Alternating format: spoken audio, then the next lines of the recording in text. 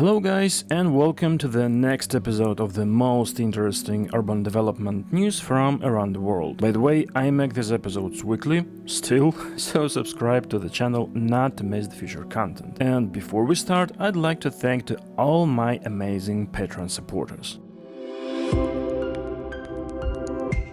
And let's start today with the news from my subscribers. In Montreal, Canada, they presented the city's urban development plan until 2050, which should make it greener and safer. It began to be developed back in 2017, and the city organized a lot of meetings with residents and conducted research to better understand what needs to be done. As a result, the Montreal 2050 plan includes such goals as over 200,000 new housing units, 360 kilometers of public transportation by 2050, while currently there are only 80 kilometers. Greening 40% of the city's territory, including 125 kilometers of green corridors. 30% of the street area will be dedicated to sponge city infrastructure and sustainable mobility. Almost 70% of trips should be made by public transport or active transportation. And 44% of business activity centers should be served by both public and active transport. As for me, these are very good goals, and now the main thing is to achieve them, because plans are one thing but implementation is something else.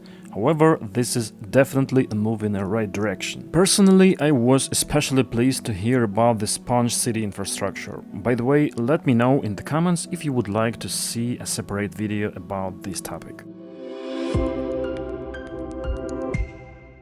In Warsaw, the construction of a new tram depot in Naples is nearing completion. It has an area of almost 12 hectares and is supposed to be the most modern in the country and one of the largest. Maybe it's just the largest, but I didn't find any information about it. Construction began in 2021 and the total budget is about 155 million euros. A lot of attention was paid to the comfort and safety of the employees who will be maintaining the trams, and this is mega important because quality maintenance is one of the basic things that make up efficient public transportation. One of the largest buildings is a parking hangar that can accommodate 152 trams. Notably, it's not heated, but it has good thermal isolation, and the heat is supposed to be maintained by the wagons themselves, which will arrive warm from the routes and will then give off their heat to the space around them. The depot also has a modern control system that should optimize and speed up the process of departing trams for routes and parking them after a work shift. There is also an automatic washing machine, a test track for checking brakes and noise level, and a large water reservoirs to protect the depot from flooding during heavy rains and store water for utility needs. Trams will be gradually moved to the new depot during the summer, and its full launch is scheduled for September.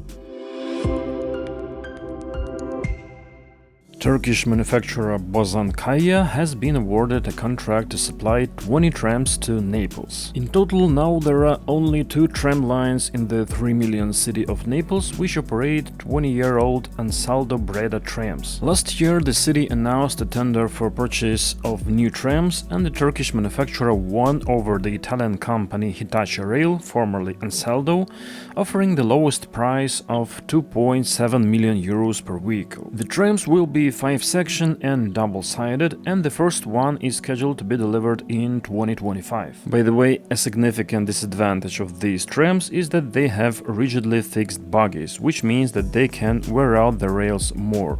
But it turns out that this is the price of the lower price of the trams. Sorry for the tautology. Some of the wagons will operate on the existing lines, and the city plans to use the rest on the new route, which is scheduled to be built next year.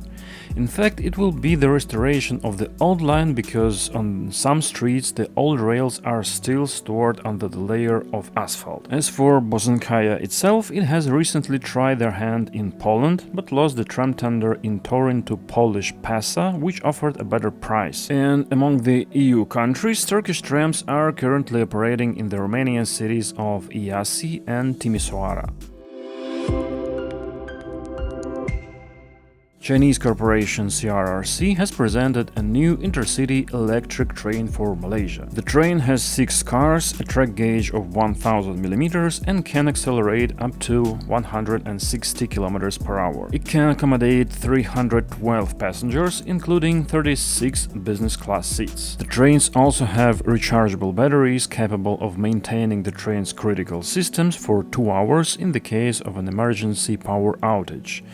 And to be honest, I didn't really understand whether this includes the actual movement of the train, and I hope so, because otherwise it doesn't seem very cool. In total, Malaysia is to receive 10 trains by August 2025, 2 of which will be built in China and the remaining 8 at a factory in Malaysia.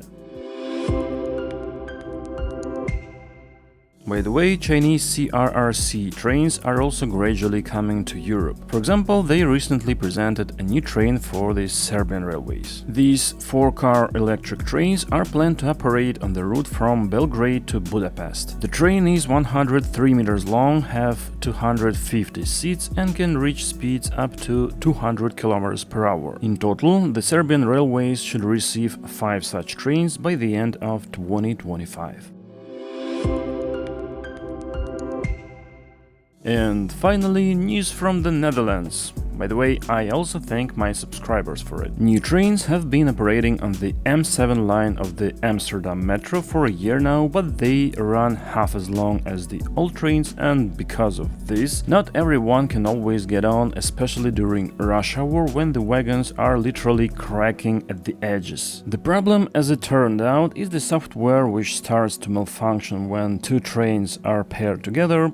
For example, the communication between the trains and the security cameras are not working properly. At the same time, most of the old trains have already been scrapped, so there is nothing left to reinforce the line. City representatives say that the manufacturer is currently working on solving the problem, but it is not yet known when the result will be, as the deadlines have been postponed several times already. Well, it's not very positive news, so if you come across any other news from the Netherlands, please let me know.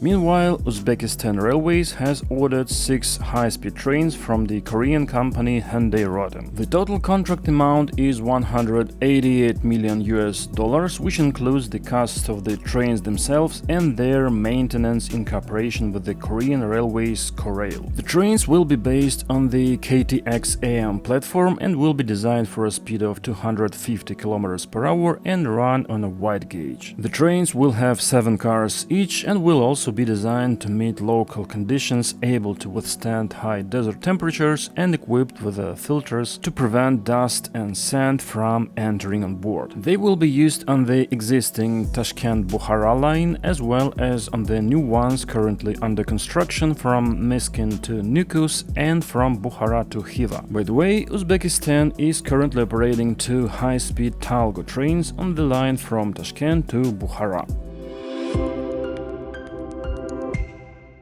The Romanian city of Cluj-Napoca has launched the construction of the first subway line, which is to become the second in the country after Bucharest and the first driverless one. The population of Cluj-Napoca is about 300,000, and the city authorities hope that the metro will help to solve its transportation problems. They plan to build a 21-kilometer line with 19 stations, and the amount of investments is currently estimated at 2.7 billion euros, most of which will be financed by the national government. The line is to be served by 3-car driverless trains and is scheduled to be launched in 2031. It is expected to be used by 164,000 passengers daily, which should take 29,000 cars off the road.